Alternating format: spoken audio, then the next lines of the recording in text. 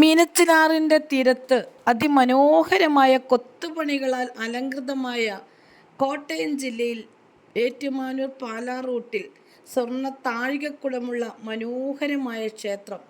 നാനാജാതി മതസ്ഥർക്കും പ്രവേശനമുള്ള മനോഹരമായ ശിവക്ഷേത്രം. മറ്റ് ക്ഷേത്രങ്ങളിൽ നിന്ന് വ്യത്യസ്തമായ രീതിയിലാണ് ഇവിടുത്തെ ശിലാവിഗ്രഹം നിർമ്മിച്ചിരിക്കുന്നത്. സ്വരൂപ വിഗ്രഹത്തിലാണ് ശിവനെ ഇവിടെ ആരാധിക്കുന്നത്. ഇങ്ങനെ ആരാധിക്കുന്ന ഏക ശിവക്ഷേത്രമാണ് കടപ്പാട്ടൂർ ശ്രീ മഹാദേവ ക്ഷേത്രം. ധാര, രുദ്രാഭിഷേകം, ഭസ്മാഭിഷേകം, സഹസ്രനാമാർച്ചന, അഷ്ടോത്തരാർച്ചന ഇവയാണ് ഈ ക്ഷേത്രത്തിലെ പ്രധാനപ്പെട്ട വഴിപാടുകൾ. കൂടാതെ അയ്യപ്പൻ, ഗണപതി, ഭഗവാൻ, നാഗദേവതകൾ, ബ്രഹ്മരക്ഷസ് ഇവരാണ് ഈ ക്ഷേത്രത്തിലെ ഉപദേവതകൾ. 10 ദിവസം നീണ്ടു നിൽക്കുന്ന മീനമാസത്തിലെ ഉത്സവമാണ് പ്രധാനപ്പെട്ട ഉത്സവം. ഇതുകൂടാതെ ധാരാളം വിശേഷ ദിവസങ്ങളും ഇവിടെയുണ്ട്. ശബരിമല ദർശനത്തിന് പോകുന്ന ഭക്തജനങ്ങളുടെ പ്രധാനപ്പെട്ട ഒരിടത്താവളമാണ് മീനച്ചിലാറിൻ്റെ തീരത്ത് ശാന്തമായി പ്രകൃതി രമണീയമായ രീതിയിൽ സ്ഥിതി ചെയ്യുന്ന മനോഹര ക്ഷേത്രമായ കടപ്പാട്ടൂർ ശ്രീ മഹാദേവ ക്ഷേത്രം. ഞങ്ങളിവിടെ ദർശനത്തിന് വന്ന സമയത്ത് ഒരു കുട്ടിയുടെ ഒരു ചോറൂണൽ ചടങ്ങും ഇവിടെ നടക്കുന്നുണ്ട്.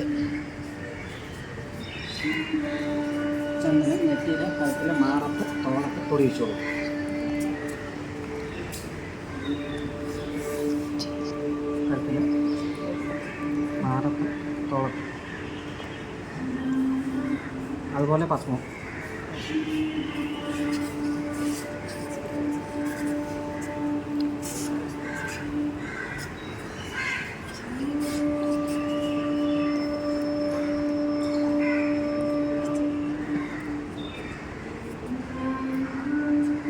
ഒരു പൂ ചൂടിച്ചോ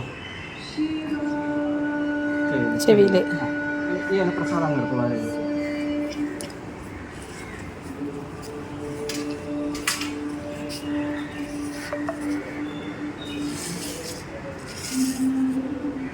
ആദ്യമായിട്ട് കൊടുക്കുകയല്ല.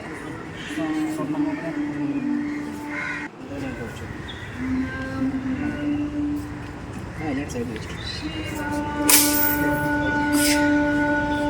കൊടുക്കാൻ നല്ലപോലെ കുഴച്ചത് ചോറ് ഒപ്പം നെയ്യും കൂടെ ആയെങ്കിൽ ആ സ്വർണ്ണമുദ്രം കയ്യിൽ എടുത്തോണം. ആ സ്വർണ്ണത്തിൻ്റെ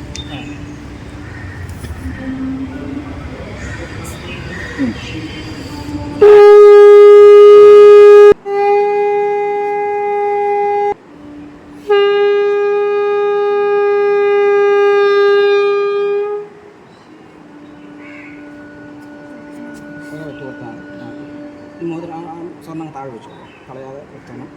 പിന്നെ ഇനി പായസം കൊടുക്കും.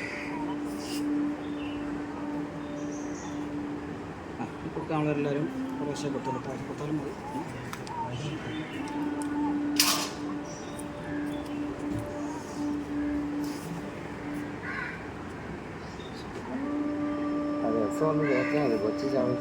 വൈകിട്ട് ഇറക്കണ്ട, ചോറ് കൊടുക്കണ്ട, മധുരം മാത്രം. ചാച്ചാ നമ്മളെ ഇഷ്ടപ്പെട്ടു. കുഞ്ഞിനെ ഒന്ന് മേടിച്ചോണ്ട കഴിഞ്ഞ